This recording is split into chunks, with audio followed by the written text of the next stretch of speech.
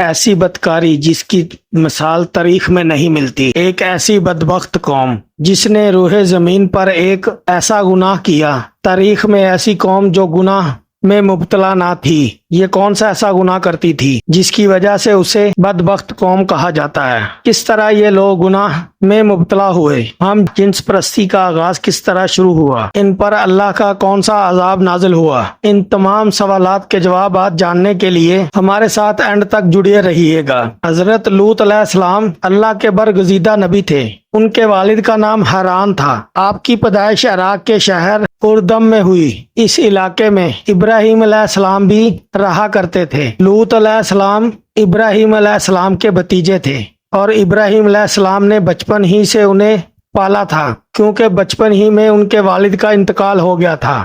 آپ کو اللہ نے شہر صدوع پر نبی بنا کر بھیجا۔ یہ لوگ عورتوں کو چھوڑ کر مردوں سے اپنی خواہشات پوری کرتے تھے، ان سے ہم جنس پرستی کرتے تھے۔ شہر صدوع میں رہنے والی قوم لوط علیہ السلام کی قوم تھی، جن میں دنیا کی ہر برائی شامل تھی۔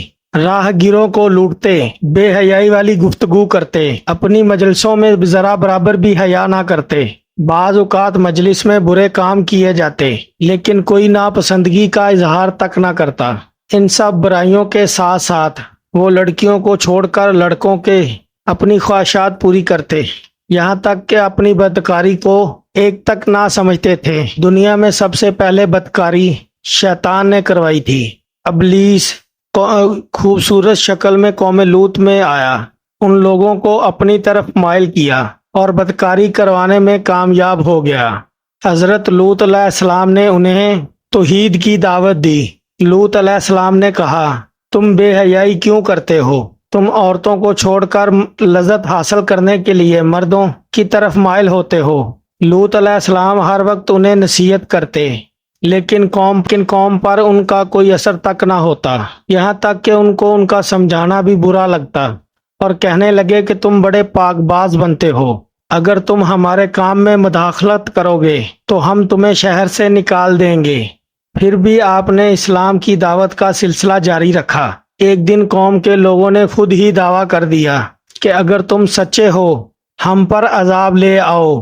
اللہ تعالیٰ نے اپنے خاص فرشتوں کو زمین پر بھیجا۔ یہ فرشتے میکائیل، جبرائیل اور اسرافیل علیہ السلام تھے۔ یہ فرشتے لوط علیہ السلام کے گھر پہنچے۔ جب لوط علیہ السلام نے ان نوعمر لڑکوں کو دیکھا تو سخت گھبراہٹ میں مبتلا ہو گئے۔ جب صدوع کے لوگوں کو پتہ چلا کہ لوط کے گھر خوبصورت نوجوان لڑکے ٹھہرے ہوئے ہیں، بستی والے دوڑتے ہوئے لوط علیہ السلام کے گھر پہنچے۔ لوط علیہ السلام نے کہا، اے قوم، میری قوم کی لڑکیاں ہیں، تم ان سے شادی کر لو، یہ تمہارے لیے جائز ہیں۔ اللہ سے ڈرو اور مجھے میرے مہمانوں کے سامنے رسوا نہ کرو۔